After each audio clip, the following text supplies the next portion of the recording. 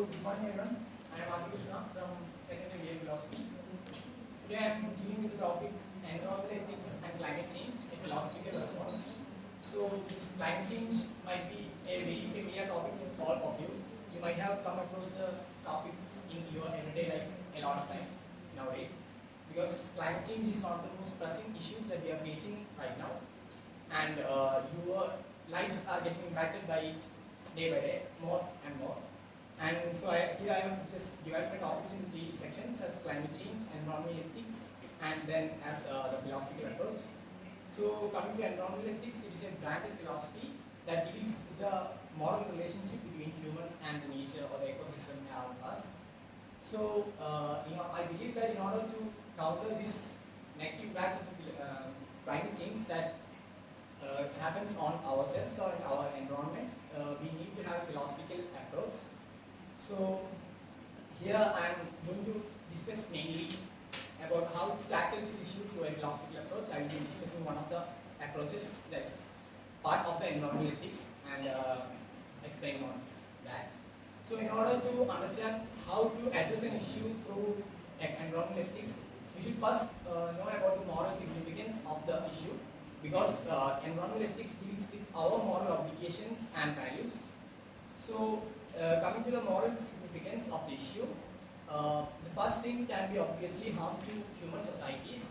As we all have seen in the recent years, the climate change has posed a significant threat to the human society as a whole, and individually to everyone as well. Because of the disasters that's happening, it has risked the lives of the humans, livelihood of the humans, and also our infrastructure, economy, everything is getting impacted by climate change. And we also have to allot a large part of our funds also to mitigate the climate change. So coming to next one, that is impact on human life. I will be pressing more on this particular aspect today, as I believe that for approaching this issue towards environment, we should also consider the environmental point of view rather than just focusing on humans itself. So here it deals with the issues that happens to the environment or ecology because of our actions, or as a part of climate change as a whole. And then the other significance is the intergenerational justice, because when coming to climate change, it is not just affecting our generation or the present generation or the last generation or anything, but it is going on to the next and next and next generations, because human civilizations have been existing for hundreds of years now, and so we need to sustain it to many more years coming. So we need to be vigilant in tackling the climate change, so that the future generations doesn't have to suffer at the cost of our actions. So I will be dealing with the moral obligations or responsibilities next, which is we all have our individual responsibility, collective responsibility, and global justice also we need to look into. And coming to individual responsibility, every one of us as a human have a moral individual responsibility towards the environment in reducing our carbon footprints, and also mitigation of the climate change. And coming to collective responsibility, we as a society as a whole, and also as a nation, our government or our organizations need to formulate laws or policies in order to tackle the climate change. So the next thing is global justice. So in mitigating the climate change, it is not an issue that affects one nation.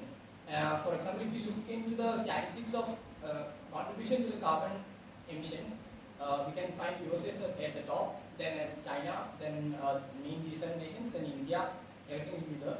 So, but it also affects all other proper nations of the world. For example, except Bhutan, every other nation in the world is a carbon negative country. Only Bhutan is a carbon positive country, as it takes in more carbon than it pollutes. So we need to consider all the nations and the fairness in the approach towards mitigation of the climate change. So now the main topic of the session is a philosophical approach. So the philosophical approach I will be discussing here is mainly ecocentrism, which is a counter approach to anthropocentrism, which we have been following for many years. As anthropocentric approach mainly focuses on the human needs or interest or in mitigating climate change, as it only deals with the the benefits that the nature gives us for a very long time, as we consider only the extrinsic values of the environment.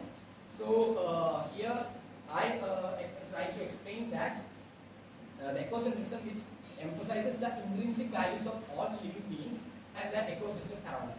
Intrinsic values means that everything has a value of its own other than the value that it seems to us because it's doing something useful to us. We should not just protect the environment just because it is useful to us or it is near for us, but because it has a value in itself. So with regard to the anthropocentric approach, the issue with it was that we focuses mainly on the human interest, whether it be economic or other interest of us, and this leads to the exploitation of nature for our own uses, and we do not conserve the nature. So this ecosystem have been the basis for several other branches of environmental ethics or concepts in environmental ethics, which can be seen as care ethics, deontological ethics, and post-humanism. Coming to care ethics, it talks about the importance of empathy, compassion, and care in our relationship with our nature or the ecosystem around us.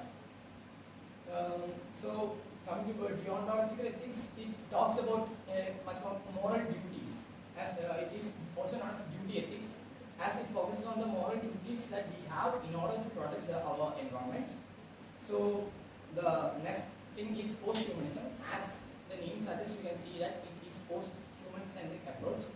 So in post-humanism, it also deals against the human-centric approach by explaining about the interconnectedness between the humans and the ecosystem around us. So basically, these three topics align with the ideas of ecocentrism. Care ethics doesn't explicitly be a part of the ecocentrism. It is more aligned to anthropocentrism as well, but the final goal and its extension in the recent years can make it come under the topic of ecocentrism. So regarding the post-humanism, it also explains about how we should focus on sustainability to mitigate the climate change. So sustainability is a very important topic when it comes to any topic of the environmental ethics. So sustainability is a simple topic. It's just that we need to live our lives, but not at the cost of the future generations. We need to live it in such a way that we do not damage the environment, and we can preserve our resources and other things for the future generations. So in conclusion, my main thing is climate change is not just an environmental or economical or any other aspect of issue, but it can be seen as a moral issue or a philosophical issue as well.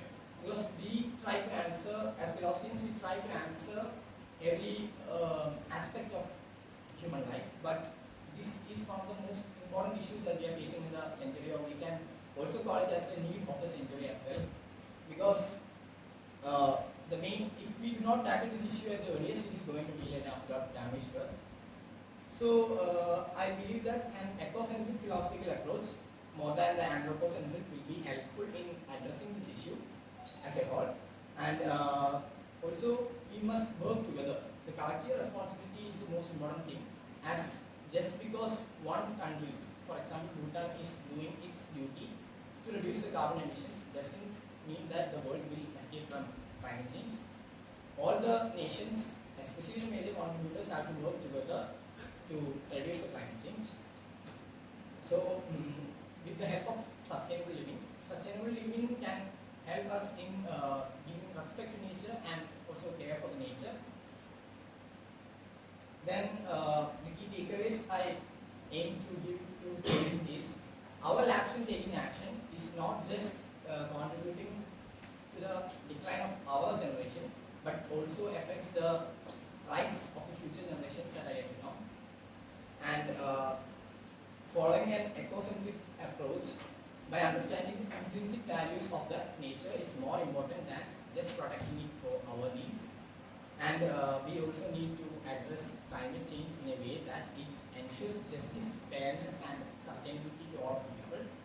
And when it comes to sustainability, I can give you a few examples in the recent times, which is one of the issue regarding Meghalaya, I guess there was a new order from the central government that we do not have to consent the tribals or the people of the area regarding issuing orders for mining of critical elements. So till now it was discussed with the tribals before taking their own land, but now it's not needed. Which we need development, but for critical elements we can't just destroy the tribal lands, which will result in a far more problematic things. So, and also the Great Nicobar project is also an example of nature destruction. Then